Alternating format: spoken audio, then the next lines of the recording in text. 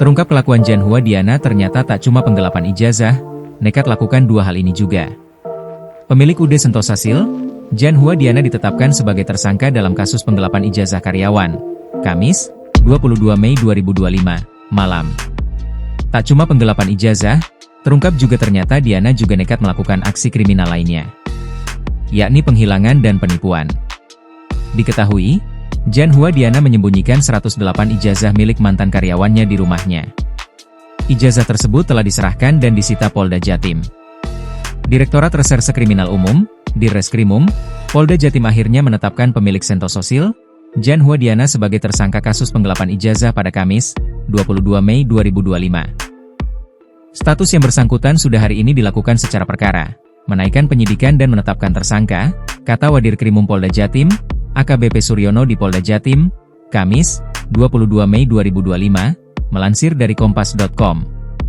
Penetapan tersebut sebagai tindak lanjut dari pengembangan laporan mantan karyawannya yang naik menjadi penyidikan. Polda Jatim pun melakukan penggeledahan di 4 titik. Saat melakukan proses penggeledahan, tim penyidik menemukan sejumlah ijazah milik mantan karyawannya. Polisi melakukan penggeledahan di gudang Sentosa Sil di Margomulyo Permai H14 dan kantornya di Jalan Dupak 17 Blok A14 Surabaya. Kemudian, saat pemeriksaan lebih lanjut, Diana menyerahkan 108 ijazah milik mantan karyawan kepada tim penyidik Polda Jatim. Ijazah tersebut disembunyikan Diana di rumahnya. Diana dan kawan-kawan diduga tidak hanya melakukan penggelapan ijazah tetapi juga penghilangan barang seperti SKCK milik mantan karyawan. Perusahaan Diana juga diduga melakukan penipuan saat melakukan rekrutmen karyawan yang disebar secara online. Sehingga tidak menutup kemungkinan Polda Jatim akan menetapkan tersangka lain dalam kasus UD Sentosa Sil.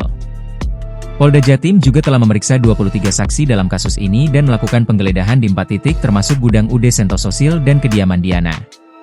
Diketahui, Diana, Hendy, dan staf HRD UD Sentosa Sil atas nama Veronica dilaporkan oleh sejumlah mangan karyawannya diwakili saudara Sasmita ke Polda Jatim pada 22 April 2025. Puluhan karyawan tersebut melapor ke Polda Jatim dengan 3 dugaan tindak pidana. Bukan hanya perihal penggelapan ijazah, puluhan mantan karyawan Diana itu melapor ke Polda Jatim dengan 3 dugaan tindak pidana, yakni penipuan, penggelapan, dan penghilangan barang. Laporan tersebut naik tingkat dari penyelidikan menjadi penyidikan hingga penetapan tersangka. Polda Jatim telah melakukan penggeledahan dan menyita sejumlah barang bukti termasuk ijazah serta 5 handphone. Download Tribun X sekarang, menghadirkan lokal menjadi Indonesia.